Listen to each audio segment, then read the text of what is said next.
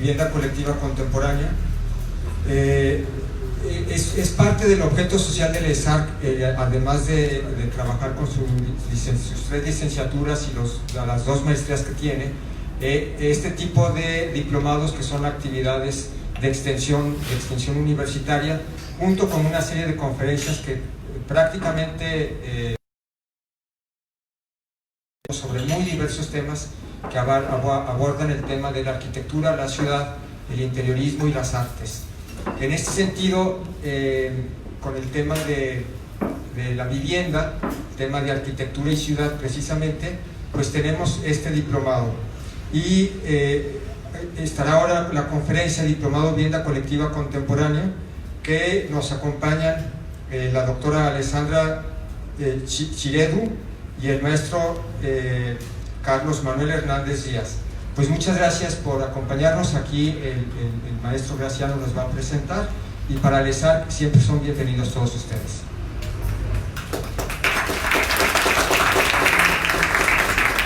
Hola, buenas noches a todos. Gracias por estar aquí con nosotros en el ESARC, y gracias a Alessandra y Carlos para haber aceptado, ¿no?, participar a esta experiencia del diplomado. Entonces os voy a leer brevemente el currículum de nuestros invitados de esta noche. La doctora Alessandra Cireddu es arquitecta por la Universidad de Cagliari en Italia. Tiene una maestría en Laboratorio de la Vivienda del siglo XXI por la Universidad Politécnica de Cataluña en Barcelona, España. Es doctora en Ciudad, Territorio y Sustentabilidad por la Universidad de Guadalajara. En el 2010 funda el despacho de arquitectura EMA, Espacio Multicultural de Arquitectura, junto con Carlos Hernández, cuyos proyectos han sido premiados y publicados en revistas y libros nacionales e internacionales. Es autora de artículos sobre ética, sociedad, arquitectura y urbanismo. Ha sido profesora de cátedra en el Tecnológico de Monterrey, Campus Guadalajara, donde ha impartido varios cursos de proyectos en distintos niveles y la materia optativa Vivienda y Ciudad. Desde el 2015 es directora del programa de arquitectura de esta misma institución. Gracias, Alejandra.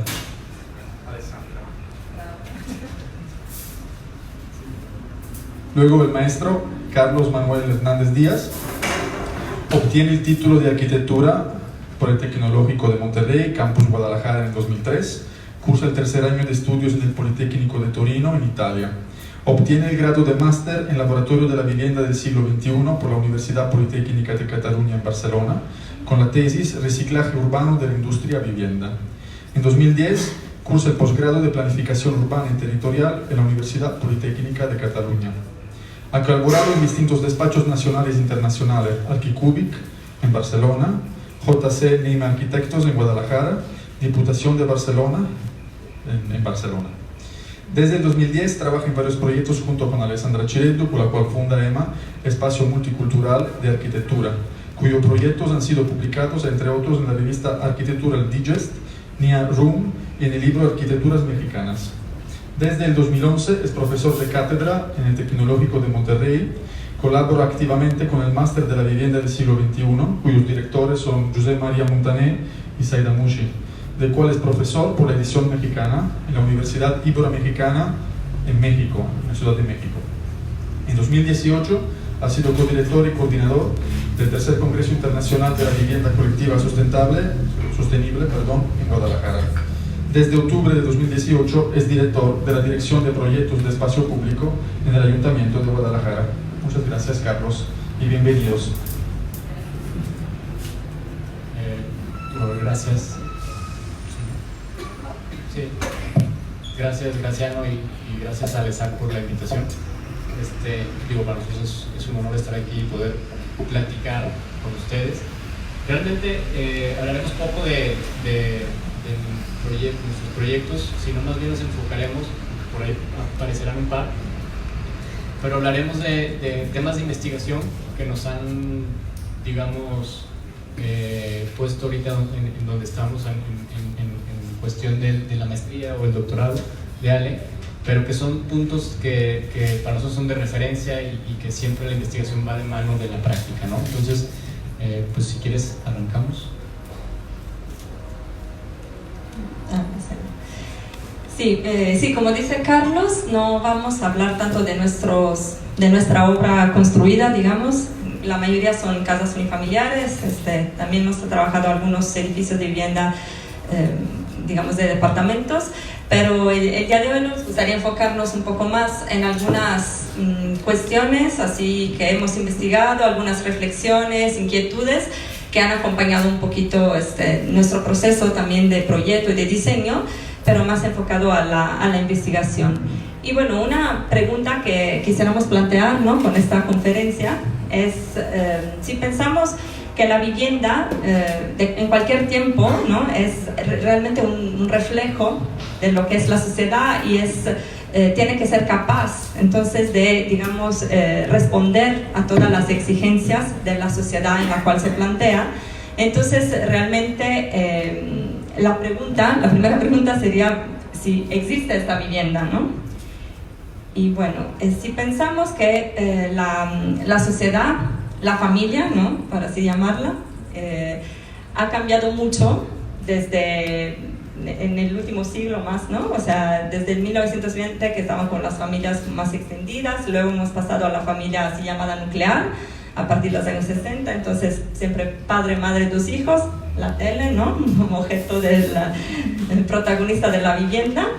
Y hoy en día, ¿cuál sería, ¿no?, la idea de familia que tenemos o por la cual estamos construyendo la vivienda? Entonces, esta es un poco la imagen que nos quieren vender, ¿no?, a través de todo el concepto inmobiliario. Esta imagen, de hecho, no es de Guadalajara, pero podría ser, ¿no?, cualquier publicidad de acá.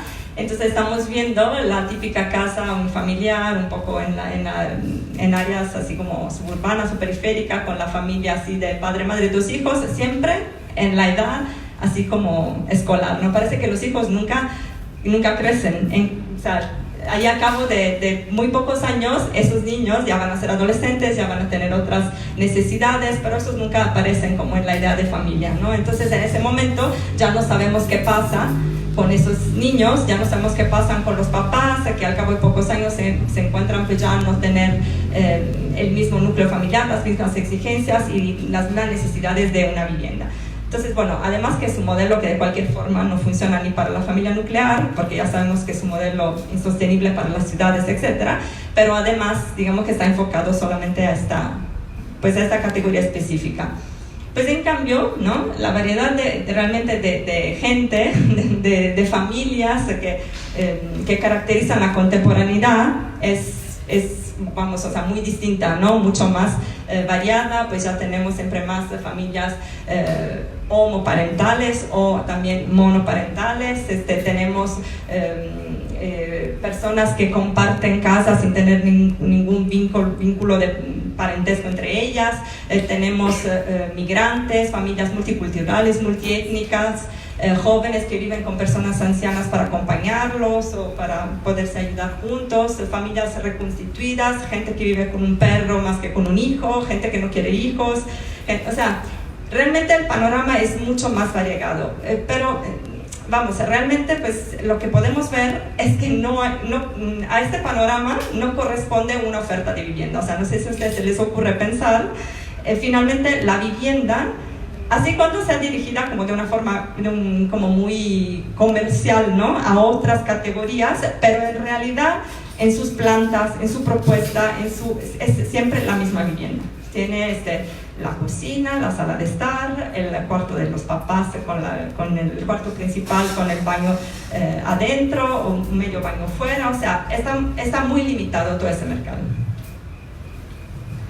Entonces, bueno, ¿qué es lo que nos planteamos a partir de esta reflexión? Es un poco repensar, entonces, o pensar que nos hemos alejado mucho, ¿no?, en lo que estamos proponiendo de lo que es el concepto que para nosotros debería realmente acompañar el proyecto de vivienda, que es el habitar, en su significado más puro, ¿no? Entonces ya no nos estamos fijando en cuáles son esas relaciones que el ser humano tiene con el entorno construido, con los espacios urbanos, con las viviendas, sino que pues ya estamos, pues se hacen proyectos que están basados en otras cosas. Entonces nos hemos alejado mucho de toda esa cuestión.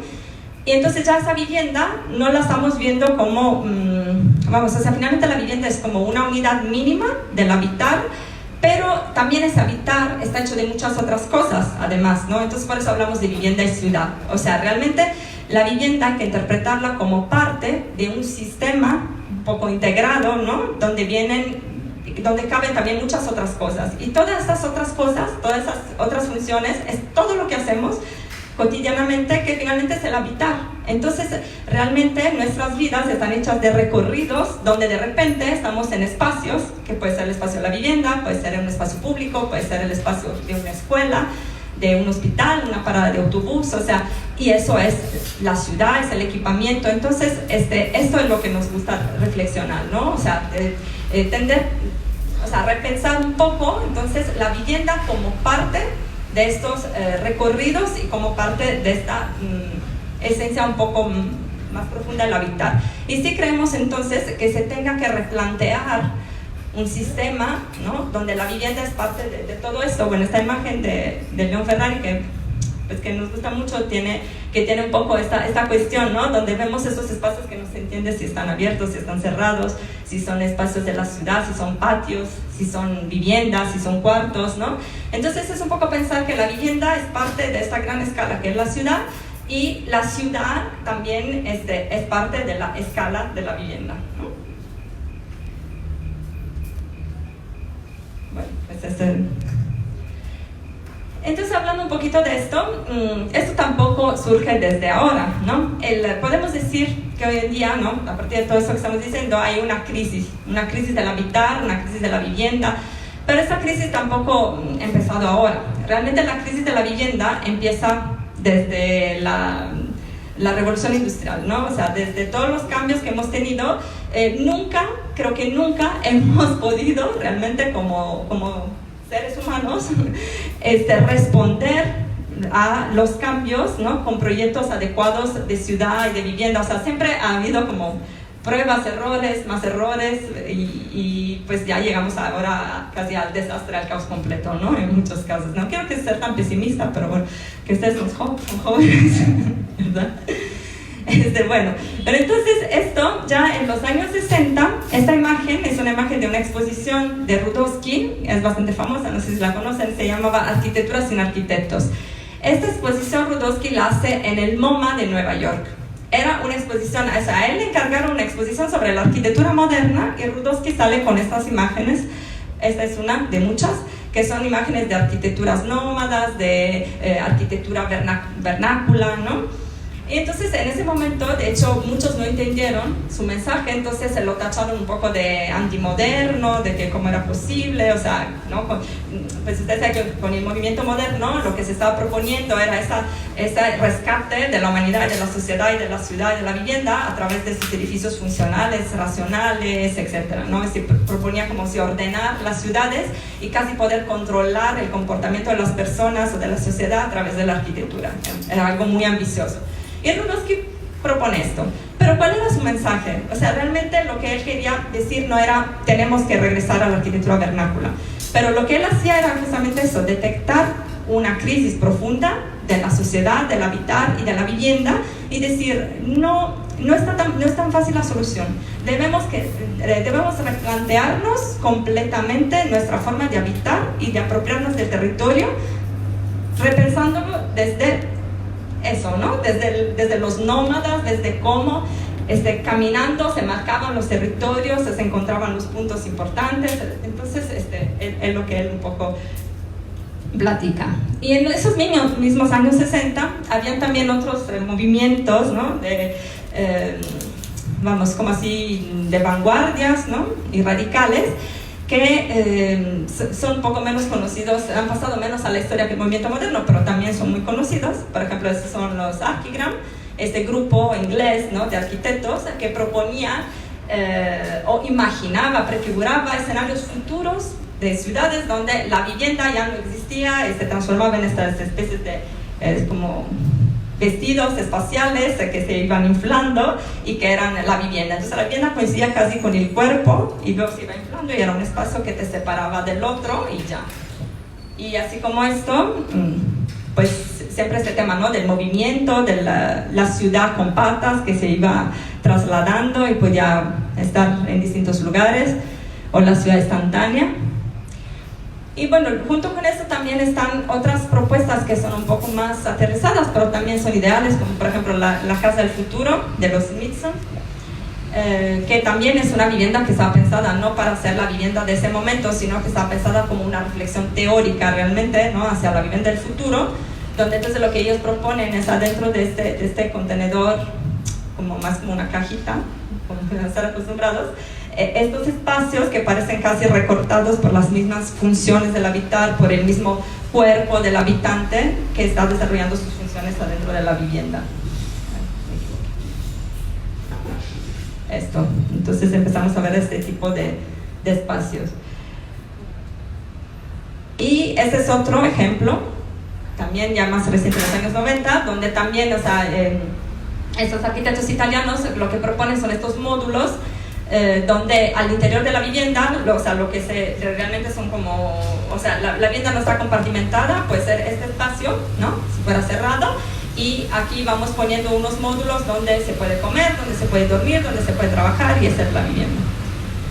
Y luego, bueno, tenemos también los edificios experimentales de los metabolistas japoneses, con estas cápsulas también como de habitar mínimo, que proponen que esto sí está construido, ¿no? Son entonces utopías más aterrizadas, pues donde están como estas cápsulas que pueden albergar las funciones básicas de la vida. Y bueno, este otro que me parece una reflexión muy interesante de Toyo Ito en los años 80, se llama este proyecto La Mujer Nómada de Tokio.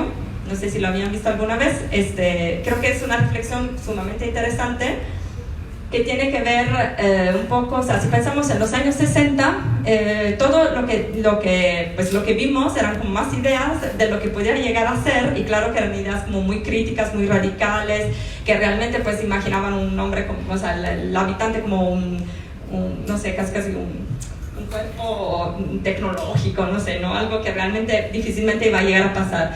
Y en cambio, en los años 80, ya Toyo Ito, en su propuesta para la mujer nómada de Tokio, lo que propone es una propuesta de vivienda urbana a partir de la observación de algo que es muy real, ¿no? Entonces, esto sí existe, es una figura que existe. La mujer nómada de Tokio, de la cual habla Toyo Ito, es como una nueva figura de la mujer sin hijos, soltera, trabajadora, con poder adquisitivo, ¿no?, que entonces empieza a armar su vida a lo largo de la ciudad de Tokio. Y lo que nos dice Toyo Ito es: la mujer nómada de Tokio ya no necesita una vivienda, necesita espacios en la ciudad donde puede hacer sus actividades, que están como, entonces ya no están en un solo lugar, sino que están pulverizadas por toda la ciudad.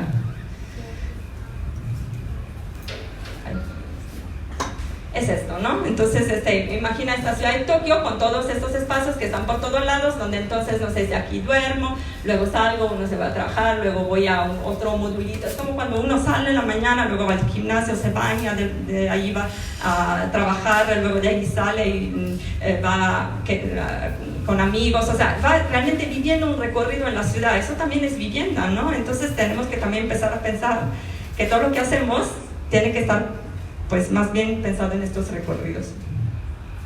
Y bueno, y hoy en día, ¿no? Entonces, en los años 80, pues ya llegando, muy breve resumen, ¿no?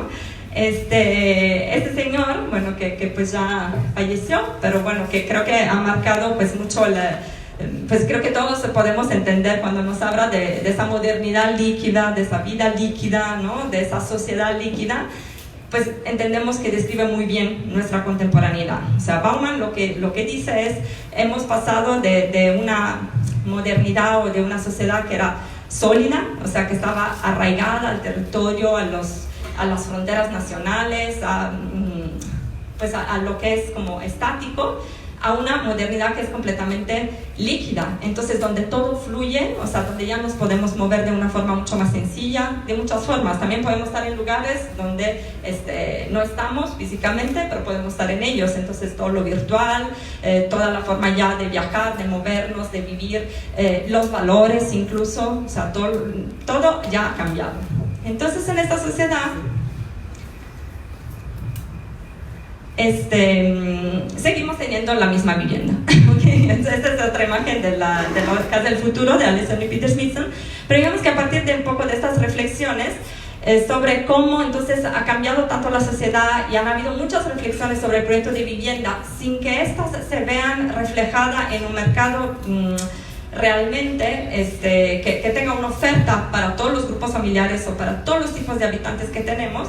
Entonces, a partir de esto, pues, fue que yo empecé una investigación en Barcelona, ya caducó un poco porque pasaron 10 años, pero bueno, creo que sigue teniendo como pues cosas interesantes.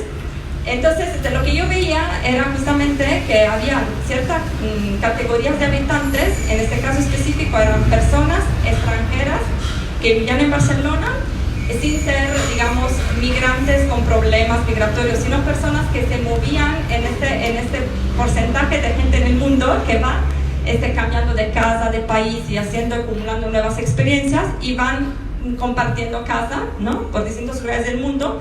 Ya no son estudiantes, están como en otra etapa de su vida, que también es parte de esos cambios sociales. Antes estas etapas casi no existían, se pasaba más directamente a un modelo de familia tradicional.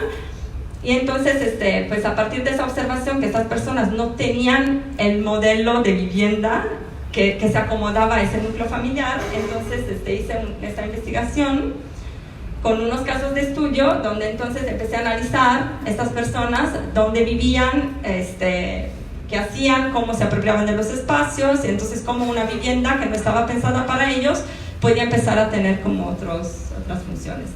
Aquí está como un mapa porque les digo que esta parte también del recorrido, o sea, de cómo habían llegado a Barcelona, era también importante, porque esa etapa en Barcelona era parte de este viaje más amplio que iban trazando. Y bueno, pues lo que, digamos, les voy a resumir muy brevemente todo esto.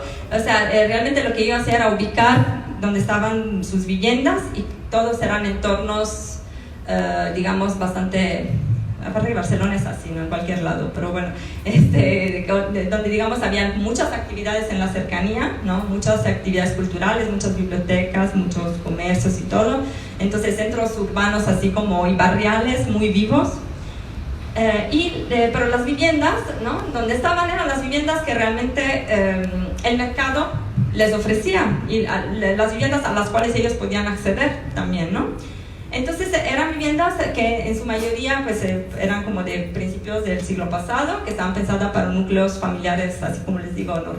Tradicionales, y que pues cuando las hicieron nunca pensaron, ¿no? Que alguien así iba a vivir allí.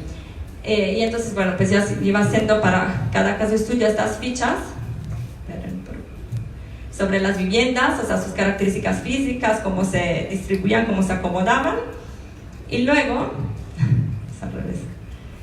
Y luego les pedía a ellos que me empezaran a contar, ¿no? Todo lo que pasaba. Entonces me metía a sus casas y empezaba a ver, pues no sé, o sea, a través de sus dibujos, que me describieran, por ejemplo, aquí, no sé, este espacio que aquí parece enorme, en realidad era un pasillo muy pequeño, pero donde iban guardando muchas cosas, entonces se les hacía, ya se hacía más grande los dibujos y cuestiones así, ¿no? Entonces, como realmente todos los espacios empezaban a hacer, pues no sé, salas para tocar música y muchas otras cosas. Y entonces, en lugar de empezar de llamar las estancias con los nombres de cocina, comedor, etcétera, pues empezaba yo a ver más bien qué actividades se hacían en cada una. Entonces era, ¿no? Desde las más normales de dormir y comer, y luego estaba, no sé, incluso hacer deporte, o sea, muchas cosas que pasaban al interior de la vivienda. Y había, por ejemplo, pues esto se me hacía muy interesante, incluso ni siquiera era una vivienda, se me hacía muy interesante esta, porque ni siquiera era una vivienda, era como un almacén de luces de Navidad, algo así, algo del ayuntamiento, que entonces estas personas, de hecho una chica pues a mí siempre tenía un entrevistado principal, y en este caso era una chica mexicana, una arquitecta mexicana, y ellos tenían como todo este espacio, no se ve muy bien porque es muy buena la resolución ahora del proyector, pero bueno, es como todo un espacio libre, y aquí es donde está el acceso, y esta es como una cajita de madera, que es esta que ven acá, ¿no? Entonces aquí tienen, se fijan, aquí está una cocina, esta parte de acá es como el librero, o sea, esta es la cocina, y de acá es el baño. O sea, el baño realmente, o sea, tú entrabas al baño solamente porque se terminaba la vivienda, digamos, o sea, aquí está abierto, no hay puerta, entonces aquí estaba una tina, y este es el lavabo, y aquí está la regadera y el WC, cada uno tiene su puertita independiente, ¿no? Pero pues ya es un concepto de baño como muy distinto de los que estamos acostumbrados. Y de aquí, a los dos lados de la cocina, tenemos los 2 cuartos que tenían. Y aquí vivían 3 personas, una pareja y otra persona.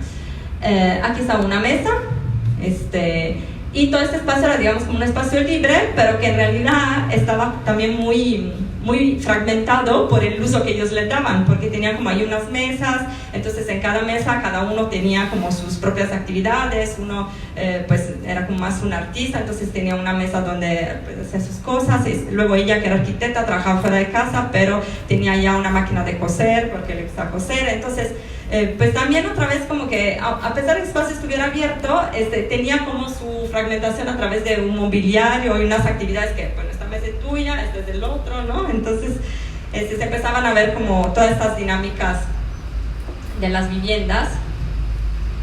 Y bueno, básicamente, ¿no? Entonces mi pregunta era, ¿qué pasa cuando un hogar flexible en el sentido que realmente no eran hogares, o sea, no era gente como así que vamos a vivir juntos toda la vida, no?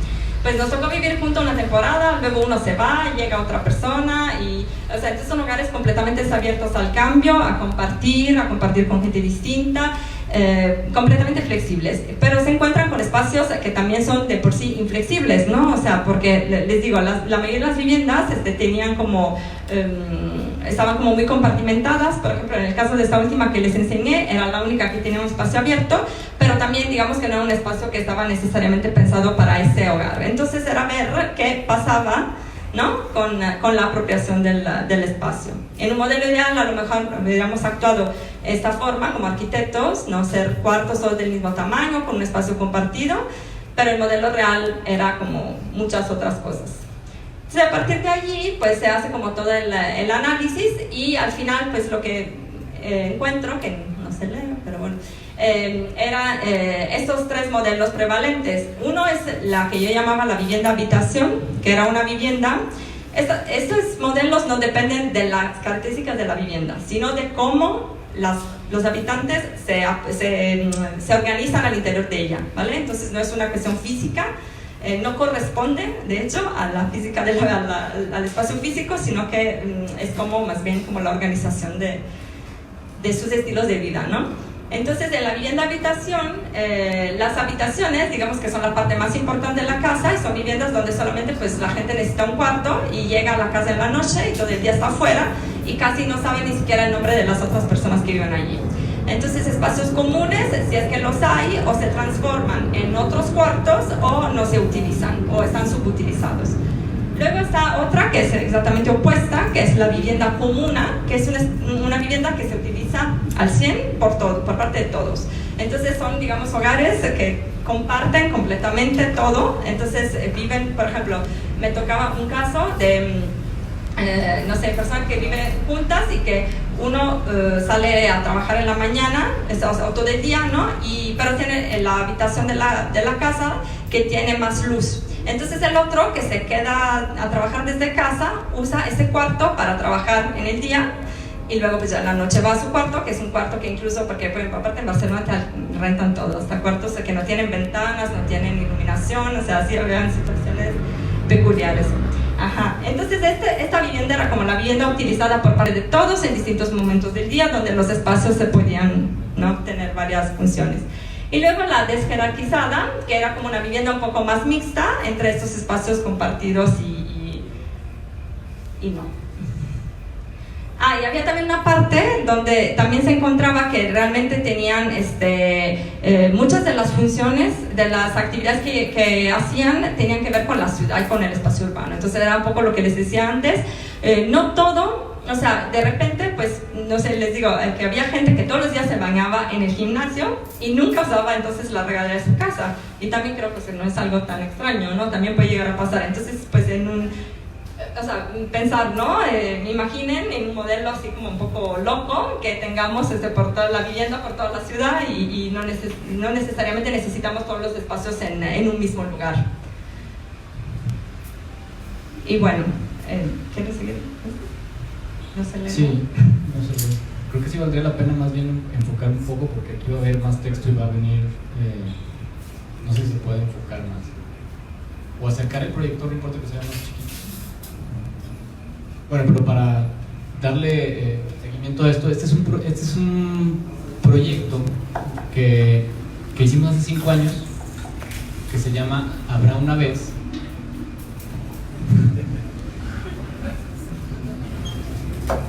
Bueno,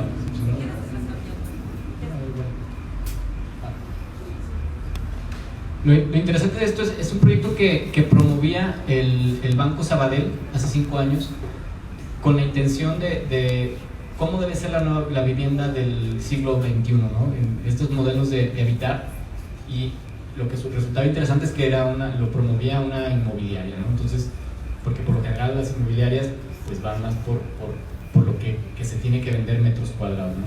Entonces aquí esto nos parecía bien interesante. Hicimos este concurso y se llamaba Bienvenido a Casa y lo titulábamos Habrá una vez, redes de habitar colaborativo para el siglo XXI. Un poco de todo lo que ha hablado Ale y lo que seguiremos hablando, y para los que están haciendo el diplomado de vivienda, seguramente ya Graziano les ha explicado temas de estos.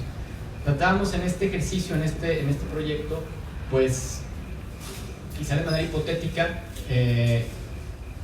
implementar todo lo que el habitar el presente, o todas las herramientas de cómo debería ser una vivienda ideal y flexible, ¿no? Y esos eran digamos, las premisas que considerábamos importantes, o conceptos que considerábamos que eran relevantes para el proyecto. Era una manzana completa del ensanche de Barcelona, donde nosotros lo que planteamos era que hubiera bloques de vivienda con espacio verde al centro y con un pasaje peatonal al centro, donde tuviéramos siempre ojos hacia la calle, donde los habitantes tuvieran esa relación directa con la ciudad, y al mismo tiempo con el parque, un sistema de patio, pasillo, que el pasillo, además de ser un elemento que nos conecta, tuviera actividades si no fuera elementos, digamos, muertos. Comercio en planta baja, o sea, este uso mixto que hubiera en el proyecto. En este comercio hablamos no nada más sino que haya equipamiento, ¿no? Que le dé servicio a la gente que vive en el mismo bloque, ¿no? Y como se puede ver en los esquemas, bueno, plantea, este es el bloque como si fuera lleno, lo dividíamos en dos, el pasaje central, hacíamos el vaciado de los huecos para generar estos patios, estos jardines, y bueno, el tema del pasillo, que era lo que era importante, cómo fueran esos pasillos, donde hubiera siempre una relación de espacios como la cocina o las áreas de estar con relación hacia el pasillo, ¿no? Huecos para privatizar ciertos espacios. Hablábamos también del tema de espacios comodín, que eran digamos un espacio, ahorita lo vamos a definir más. Todas las viviendas o módulos eran flexibles a un módulo de 3x7 que nos daban 21 metros cuadrados. Entonces con esto vamos generando prototipos de vivienda de 21 metros, 42, 63, 84 y así sucesivamente, ¿no? El módulo comodín, hablamos de, por ejemplo, estos módulos que pudieran estar alrededor de un bloque, donde estos módulos comodín podrían ser una oficina o una vivienda para alguien que viene de fuera y quiere estar en ese, un invitado.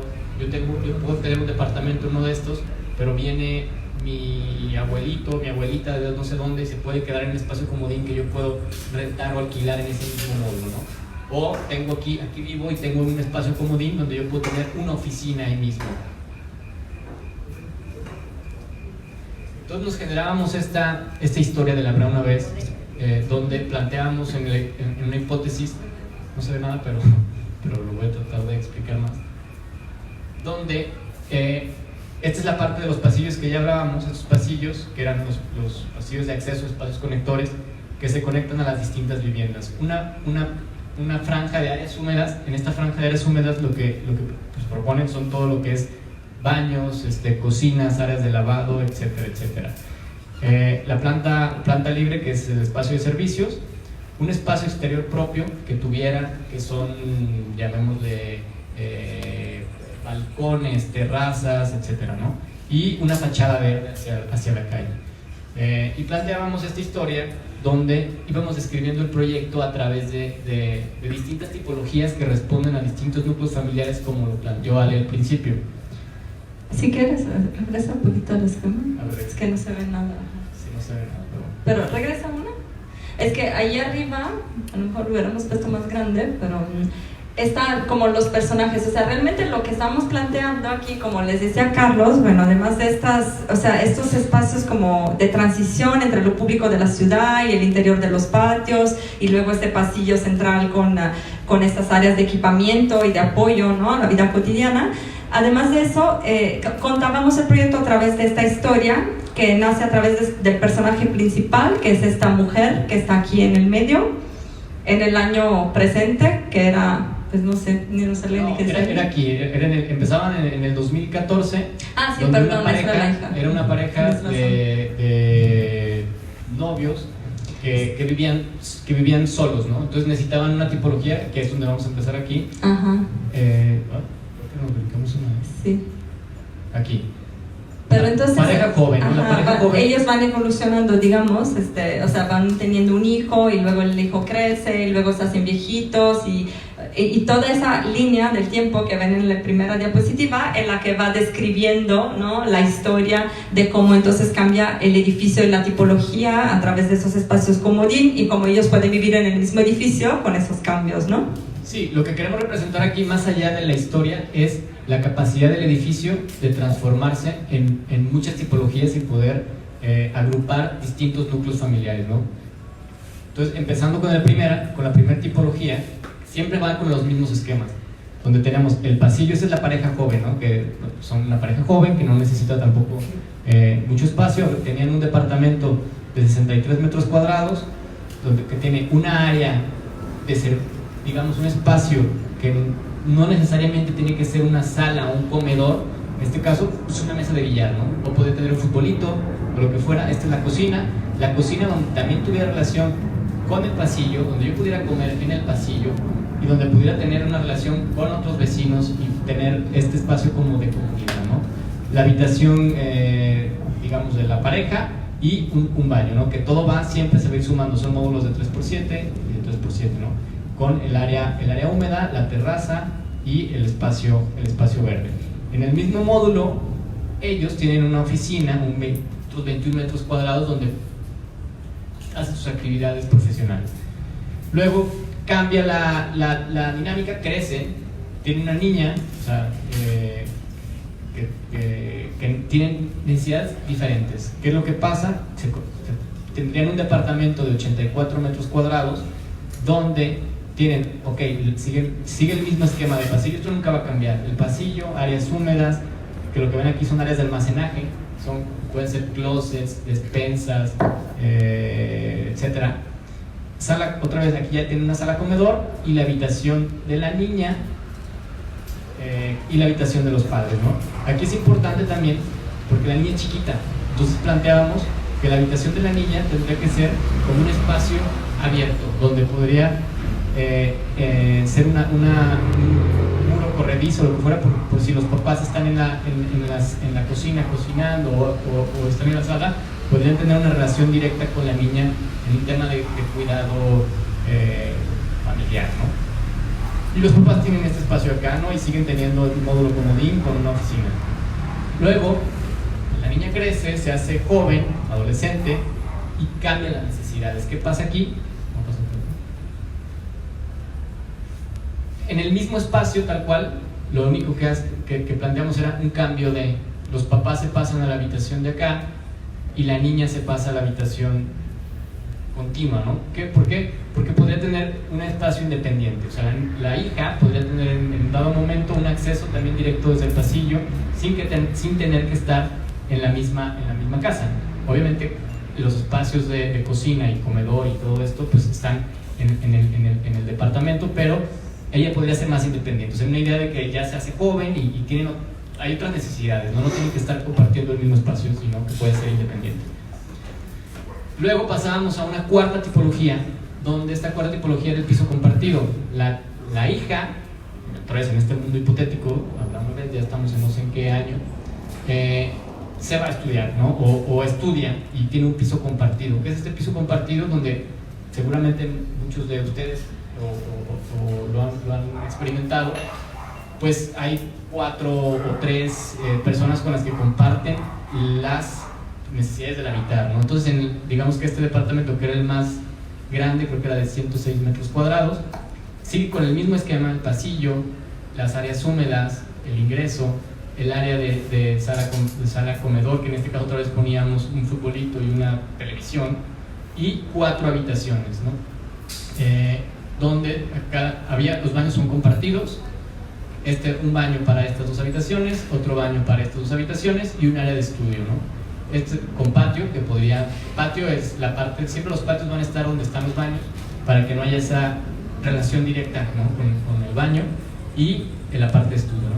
Entonces, bueno, aquí compartían el piso, o el departamento, perdón, entre 3 o entre 4 personas, que podrían ser más, ¿no? En dado caso podrían ser 2 en una habitación. Y al mismo tiempo el matrimonio, que ya se hizo mayor, digamos, pues ya no necesitaba otra vez los espacios de una vivienda de mayor metraje, y lo que sucede es que se regresa a otro piso donde tiene otras necesidades que se van cambiando con la edad, ¿no?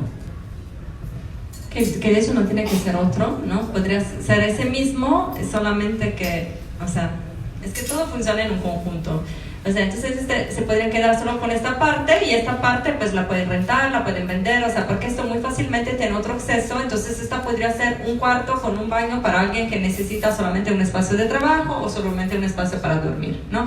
Entonces la idea era entonces que todo el edificio estuviera continuamente como un organismo vivo, dependiendo de las necesidades de habitantes cambiantes, o sea, no solo que cambian los habitantes, sino que los mismos habitantes en distintos momentos de su vida tienen exigencias distintas. Entonces allí se estuviera un poco construyendo esta red del habitar.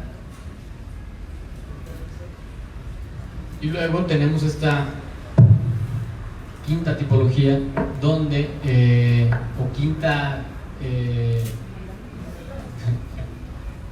posibilidad, flexibilidad, donde la hija, Eva, pues tiene un hijo, ¿no?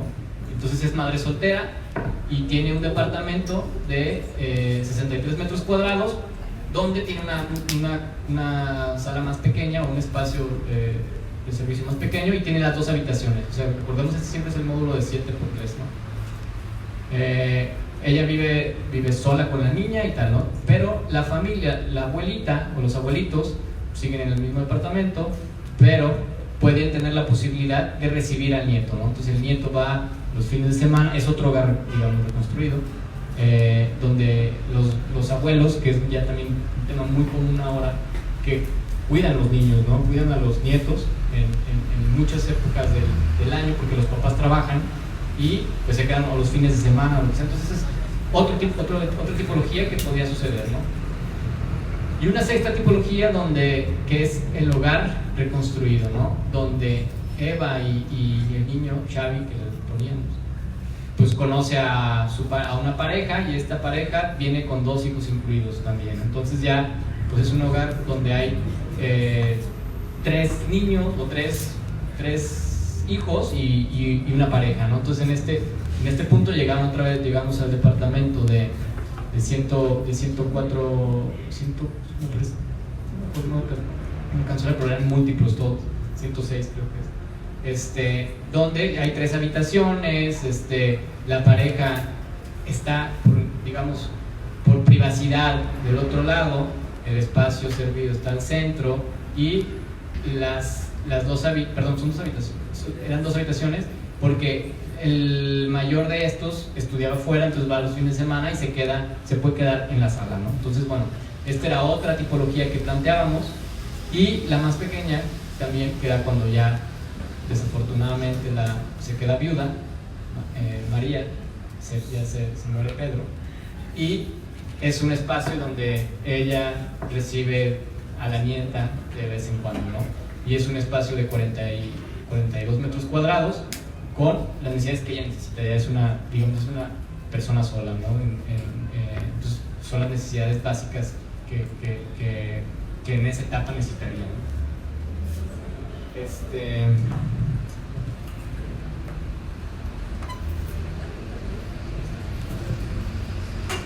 Y al final el conjunto, lo que planteamos del conjunto, que es la imagen con la que ponía la conferencia, pues eran todas estas actividades que se plantean en sección. Lo planteamos en sección en esta perspectiva, donde la planta baja tiene este espacio comercial o de equipamiento con relación con un parque central, donde, digamos, los habitantes pueden utilizar, y la misma gente del exterior, los pasillos, cómo se ven los huecos, ¿no? También, perdón, es que se nos olvidó decir, creo que es importante, el crédito, todos estos personajes que ahora, bueno, no se ve muy bien, porque no tiene mucha resolución, pero están todos ilustrados a mano por un ilustrador catalán que se llama Alejandro Milá.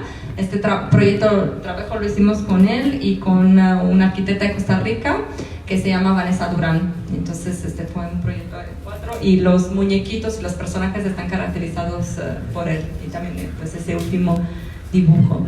Y aquí se ven como la cuestión de las relaciones de los pasillos. Sí, y yo creo que también parte de la gracia de la ilustración y de las plantas es este hecho de no mostrar las plantas como las dibujamos los arquitectos, ¿no? Donde siempre está el bloque de AutoCAD de la sala o del comedor o las camas, sino que fuera un tema mucho más humano. Bueno, esto también son conceptos que debería de tener el edificio, ¿no? En temas de cubiertas vegetal, celdas solares, utilizar la cubierta, la recolección de agua que podría tener también para un tema de reciclaje para los jardines, etcétera, etcétera. Y básicamente era la propuesta que hacíamos en su momento, ¿no? Y el sistema de los pasillos, que tiene que ver directamente con la relación que tenía el pasillo, porque el pasillo era un elemento completamente vivo del proyecto.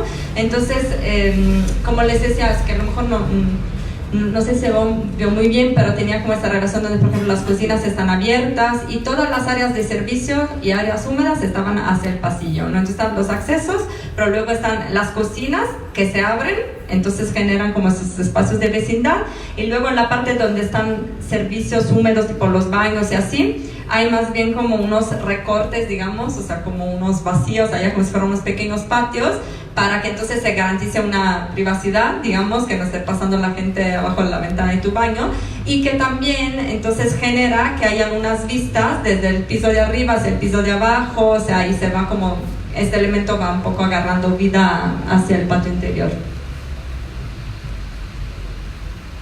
Y bueno, entrando a otro de los temas que tocamos con el tema de la vivienda, que también lo llevamos en la maestría, es esto del reciclaje urbano, ¿no? De espacios inutilizados ya o subutilizados. En este caso hablo mucho del tema industrial y la oportunidad de cambiar a vivienda, ¿no? Porque estos espacios al final tienen características estructurales o características físicas que pueden ser susceptibles de transformación, ¿no? Este es un caso que a mí en lo particular me llamó mucho la atención desde que era estudiante, y después tuve la oportunidad ya de estudiarlo y conocerlo más, que son los gasómetros de Viena. No sé si alguien los conozca, ¿no? o ha revisado algo, pero los gasómetros es un proyecto de reconversión que se hizo en Viena del 95 al 2001 fue todo el tema, pero lo interesante es el valor patrimonial que tenían para la ciudad, ¿no? Son estos 4 grandes cilindros de ladrillo que le dieron, digamos, surtían de gas a la ciudad, la iluminaban desde el siglo antepasado, en 1892, pero hubo un momento que dejaron de funcionar. ¿Por qué? Porque pues ya la tecnología superó a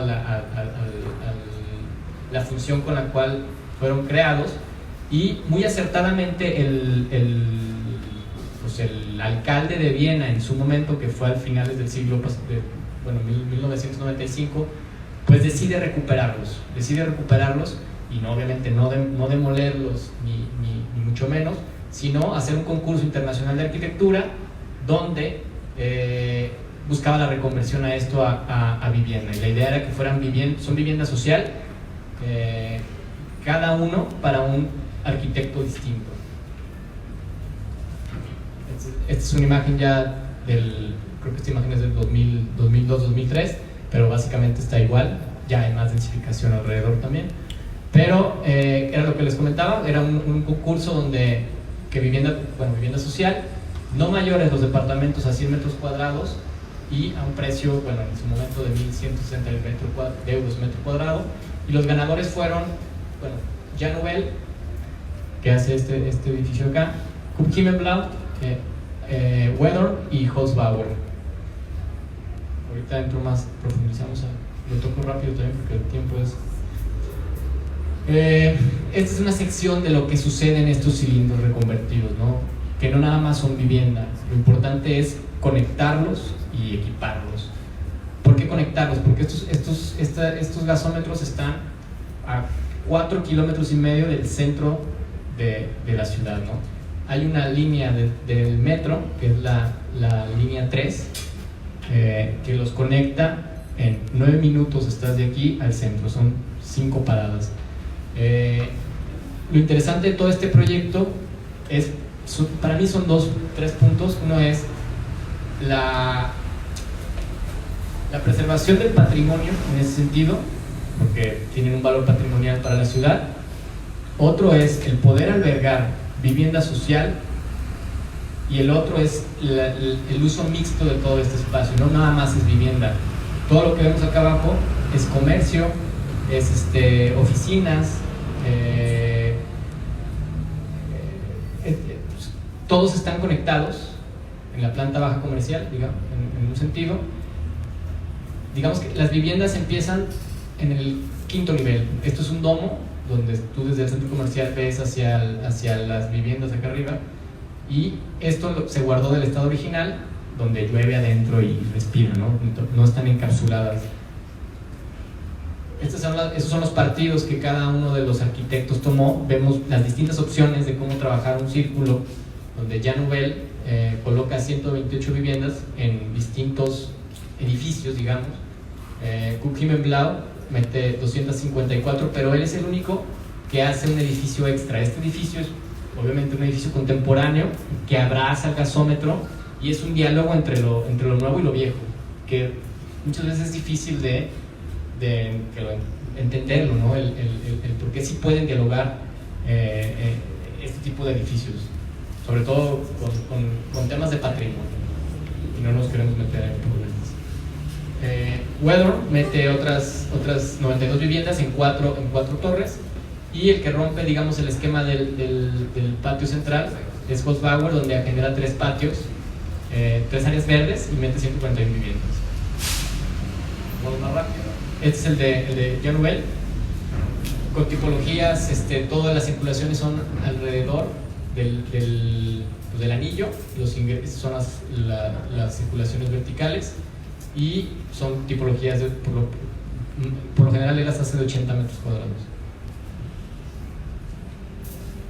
Este es ya el gasómetro reconvertido.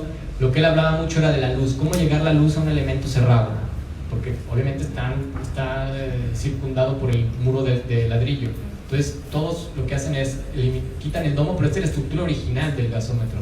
Entonces llueve aquí y hace un domo abajo, y todos estos elementos que él menciona son elementos reflejantes para que la luz pueda llegar a todos.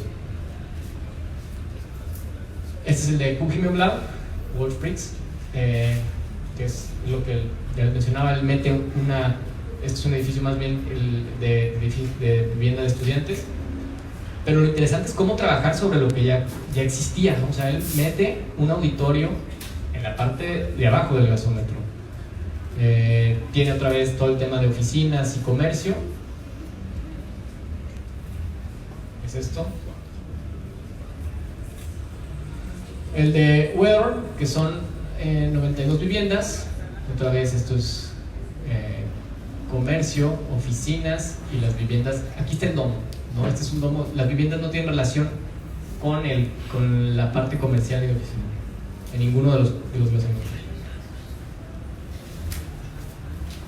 Y eso es lo que logra él, ¿no? Él hablaba de terracear estos espacios para poder tener más vistas y liberar, digamos, los de la planta más alta con este jardín al interior.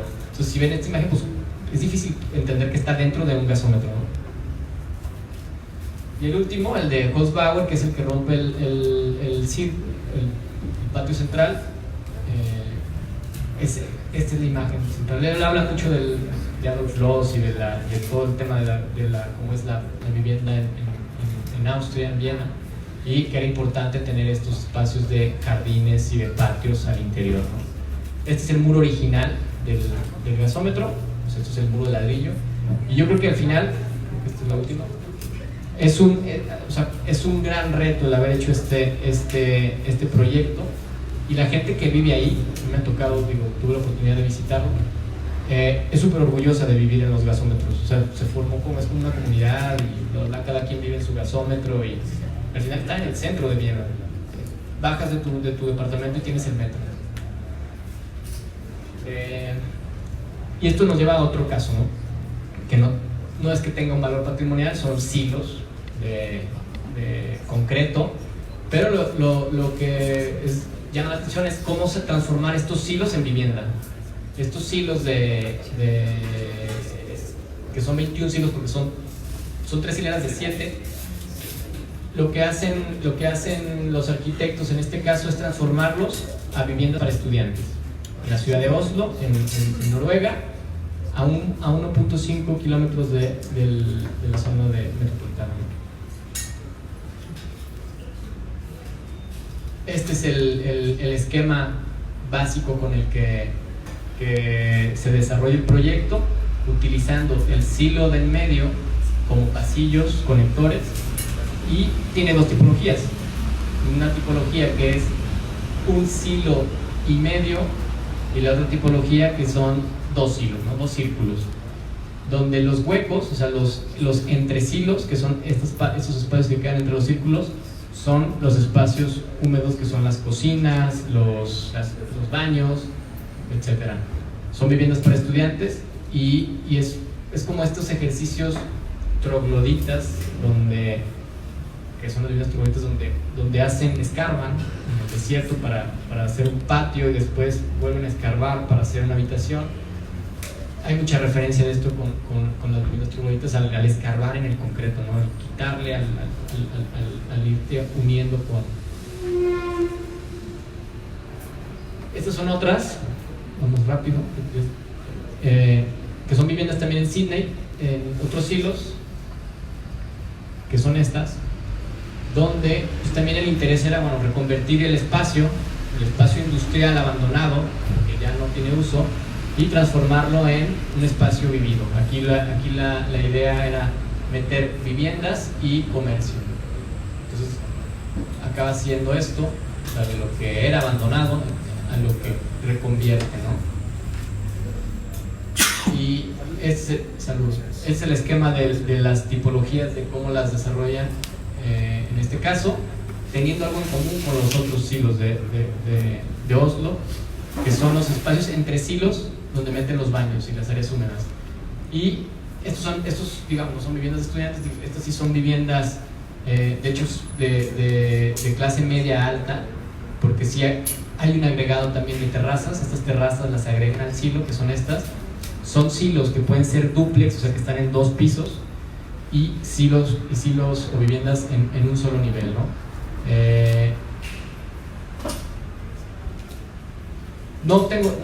O sea, hemos estudiado varios casos de estos en viviendas reconvertidas de industria, No los metemos todo por cuestión de tiempo, pero queríamos mostrarles estos ejemplos como este espacio de reconversión de las oportunidades que puede tener una ciudad en cuanto a sus espacios subutilizados, ¿no? Y ya eso es lo último para cerrar. Esto sí es un proyecto nuestro y queremos un poco para digamos cerrar con este tema también del reciclaje, ¿no? De los espacios, platicarle un poco porque pues es un proyecto que tiene varias características. Es un proyecto que está ubicado en Italia, en la isla de Cerdeña, de donde es Graziano y yo. Aquí en este puntito acá en el sur de Cerdeña, y el edificio es una vivienda que es esta, ¿no? Entonces son dos partes, de hecho son varios volúmenes. Este volumen no tenía mucho valor cuando lo encontramos, ni eran los únicos dos, pero digamos que este es este volumen de acá y este es este de aquí. Es muy curioso porque bueno, en Italia hay muchas como leyes de protección del patrimonio y este tipo de cosas, pero aquí lo que pasaba es que aquí hay una calle y justo en el medio de esta calle pasa la línea de división de lo que está de este lado, que es centro histórico, y lo que está acá, que ya pasó a ser como una zona más densificable. Entonces, no densificable porque al final es un contexto de un pueblo, pero digamos que se podría acá, hubiera sido de cierta forma más fácil poder casi tumbar todo y volver a hacer algo nuevo, pero en el momento que tú decidías de conservarlo, entonces sí tenías que entrar a toda una serie de procesos que son los que los que acompañan los edificios que tienen un valor patrimonial y que son antiguos, y entonces ahí habían mis restricciones. Entonces ahí empezó toda la cuestión, porque pues la primera pregunta era pues entonces más fácil tumbarlo y volver a hacer todo, pero claro, o sea, otra vez hablando de todo lo que les hicimos hasta ahora, pues queríamos como recuperar más bien el valor y todos los significados que estaban en estas viejas paredes y muros y pisos, ¿no? Para volver a darle nueva vida a este espacio. Regresamos. O sea, creo que es importante también mencionar que teníamos muchas ocurrencias para empezar este proyecto, ¿no? O sea, en un principio veíamos la volumetría y las posibilidades que había. Decíamos, ok, pues podemos unir las dos con un pabellón, cerrarla, digamos, la U, quitábamos esto y uníamos con un pabellón. Ya llegábamos con la propuesta y nos decían no. ¿Por qué no? Porque resultaba que aquí había un pequeño, no sé, era como un arroyito, sí, que ni siquiera tenía nada, pero por cuestiones de normativas y bla bla bla no podíamos unirnos, pero decíamos, pero ¿por qué no? Si aquí está unido. Pues no, porque esto se construyó en tal año y lo nuevo, no puedes construir nada pegado acá, tienes que construirlo 5 metros después, y construimos 5 metros después, pues acabábamos con el terreno. Entonces básicamente fue un poco temas normativos raros y bueno, como en todas las ciudades hay normativas que no entendemos, pero aquí al final lo que decidimos pues bueno, fue tumbar esto, quitar esto, y la única posibilidad era continuar hasta aquí, pero no podemos construir nada acá, ¿no? Y sí, pero exacto, o sea, como les dice Carlos, o sea, el hecho de mantenerlo, o sea, realmente nos metía en una posición mucho más complicada que cualquier cosa que queríamos hacer, pues no se podía hacer básicamente.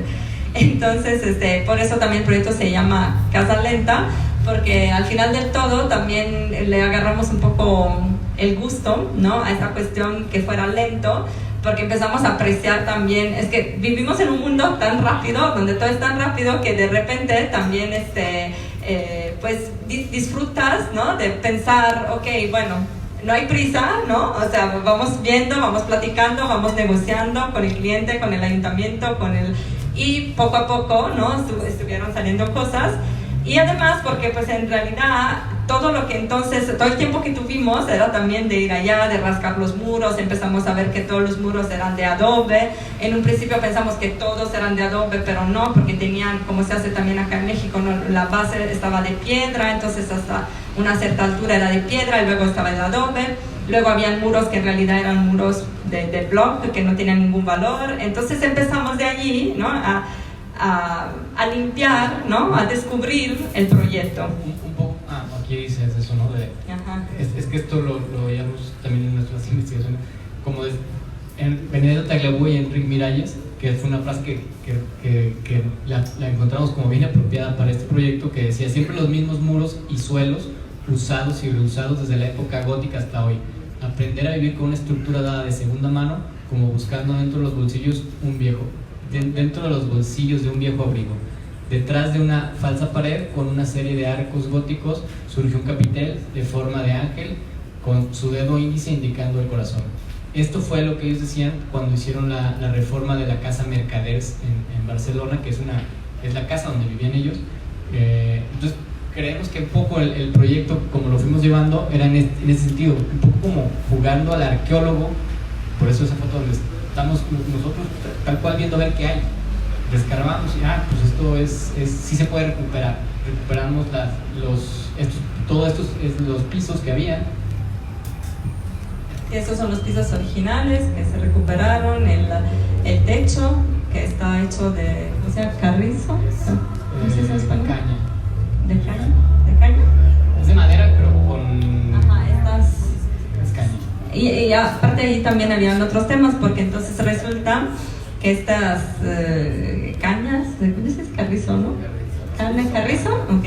Carrizo, pues hay que cortarlo, crece cerca de los ríos, pero hay que cortarlo solamente en cierta época del año para que se seque de la forma adecuada y para que realmente se pueda utilizar para la construcción sin que lleguen bichos y hongos y demás cosas.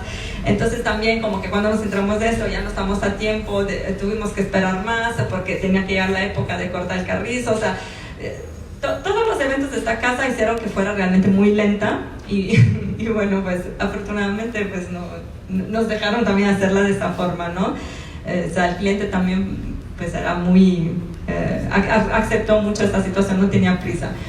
Y bueno, entonces digamos que los conceptos que utilizamos a través de pues redescubrir todo lo que había, fueron de ampliar esta parte que les dijo Carlos al principio. O sea, esta era la parte original, entonces se amplió esta pequeña parte para llegar a la colindancia, se vació la parte interior, aquí estaban, o sea, este era el muro que les decía que no tenía ningún valor, este muro sí era de piedra, entonces se dejó, entonces se vaciaron, no es cierto, es este, ¿verdad? Entonces estos dos son los muros interiores que se quitaron. Luego se empezó a abrir más la fachada para generar como otras circulaciones. Aquí hay un acceso directo a lo que ahora es un cuarto y acá un acceso a la parte del área de estar. Y bueno, pues fundamentalmente todo el tema era respetar un poco la esencia de lo que teníamos. Y, pues realmente es un proyecto muy sencillo. Al final ni siquiera incluso esta es la cocina, está más bien de este lado, pero bueno, el concepto fundamental fue entonces recordar las estancias antiguas de la casa a través de los pisos. Entonces hay unos cambios de material, este era un cuarto y este era el otro cuarto, donde se tumbaron los dos muros, se mantienen las mismas proporciones a través del piso, que es el piso original, y esta parte se utiliza, fue el único que se pudo recuperar, y en esta parte se utiliza un piso de concreto pulido, sencillo, para, digamos, o sea, más neutral, y lo único que se construye, digamos, es este volumen donde está el baño, está la chimenea, que no lo han puesto aún, sigue siendo lenta, y este volumen del baño es un volumen que es más bajo, para que entonces desde cualquier punto realmente se pueda apreciar todo el techo, y eso hace que entonces la percepción del espacio sea mucho más amplia y podemos ver todo este techo de carrizo desde el interior. Con los temas de la normativa también son muy especiales. El baño tiene que ser con unas medidas muy, muy estrictas, y casi por las unidades. Aquí el baño tiene la lavadora, el bidet, el WC, la regadera, el lavabo, ¿no? Pero no puede, digamos, donde está el estudio que ven aquí, no podríamos hacer otra habitación, porque no te dan la habitabilidad por lo que sea, ¿no? En teoría podríamos tener otra habitación, pero queda como un estudio que al final a él le viene bien como estudio, pero en un futuro podría ser otra habitación, este espacio donde está el escritorio. Sí, y también esta parte arriba del baño está pensada como un altillo donde puede haber una cama con una escalera que aquí desde el estudio igual se puede utilizar como un espacio para dormir. Y bueno, eso fue todo el proceso de estar limpiando y vaciando todo se tuvo que vaciar, en cierto momento pues ya quedó y poco a poco se estuvo descubriendo otra vez todos los muros, la parte que tenía el adobe la estuvimos enjarrando y la parte de piedra la limpiamos. También costó fue muy complicado, pues, mucho trabajo, porque también era una piedra que se utilizó como para construcción, o sea, esta no es una vivienda, ¿cómo decir? O sea, era una vivienda de una clase social pues media baja, normal, ¿no? Entonces estas piedras, como también era un sistema constructivo, no estaban pensadas para que se vieran, entonces eran piedras de río, piedras de la playa, piedras de todos los tamaños, grandes, chicas. Entonces era muy curioso porque venías unos pedazos de granito, así de un tamaño increíble, y luego unas piedritas súper pequeñas. Entonces también allá todo el mundo nos decía, esto se va a caer, lo tienen que enjarrar, no sé, bueno, fue como el proceso, pero no, al final sí se pudo, o sea, sí se limpió todo bien, se volvieron a pegar las piedras que estaban cayendo, y sí lo dejamos así tal cual, o sea, ninguna parte del muro de piedra se sustituyó. Solamente se liberó toda la parte que estaba en piedra y la parte que estaba, o sea, especie de dibujo que ven aquí no es una cosa caprichosa, o sea, es realmente lo que es, ¿no? O sea, y es parte un poco de los conceptos que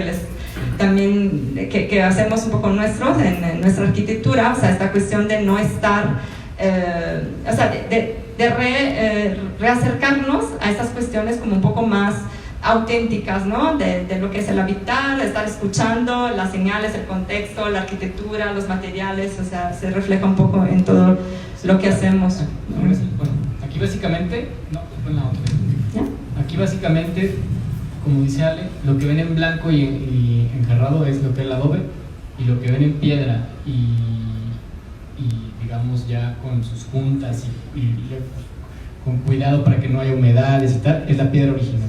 Entonces, pues realmente la forma nos da de esto, no hay ningún invento de más. Las ventanas tuvimos que abrir obviamente huecos, pero son las mismas, es el mismo vano con otros más que agregamos, pero tratando de unificarlo todo, ¿no? Y esto es algo de los interiores. Aquí se puede ver lo que les decía, ¿no? Realmente todo el techo es visible desde el interior. Esta es la parte de la chimenea alta, aquí está el baño, y aquí se accede al baño, aquí está el estudio y el cuarto al fondo. Y pues también tenemos más fotos, ¿no? Esta es la puerta, la única puerta prácticamente interior, es esta. Es una puerta que, si ustedes se fijan, no se ve nada. Bueno, aquí es del otro lado, del lado del cuarto, que ya está cerrada. Y aquí está semiabierta, pero también cuando la cierro no se ve nada, o sea, es una puerta que parece como que está corrediza, pero está como suspendida, ¿no? O sea, está escondido todo el mecanismo. Entonces era como un poco la idea también que era la única puerta que cerraba el cuarto, pero que no fuera tan, bueno, está también la puerta del baño, pero esa es la cajita. Es el baño, o sea, siempre se buscan de todas las ventanas, pues estas relaciones con el jardín. Y debo decir también que es una de las casas más difíciles de fotografiar.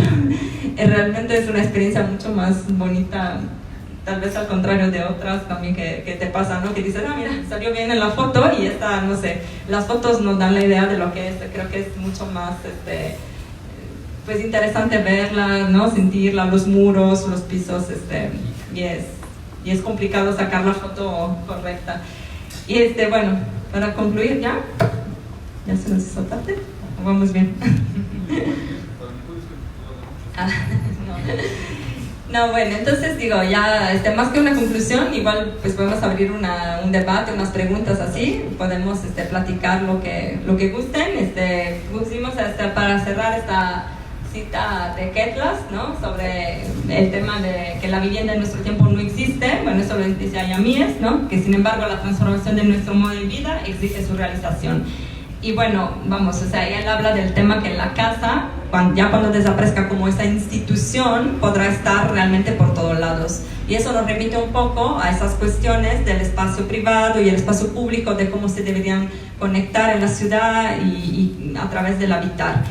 Y digamos que, pues más allá de todo, también lo que, o sea, el objetivo un poco de lo que les hemos platicado, o sea, lo que buscamos es un poco dejar abierta esta cuestión, que creemos que ciertas preguntas, a lo mejor es difícil, porque vivimos también en, o sea, al final muchas veces es mucho más fácil estar respondiendo a un mercado, a un cliente, a una inmobiliaria, a otras cuestiones, pero pues sí creemos que hay cuestiones que no debemos de dejar de lado y cosas que debemos de seguir preguntándonos cuando estamos haciendo proyectos de vivienda de ciudad. Entonces es muy importante pues seguir haciendo estas reflexiones.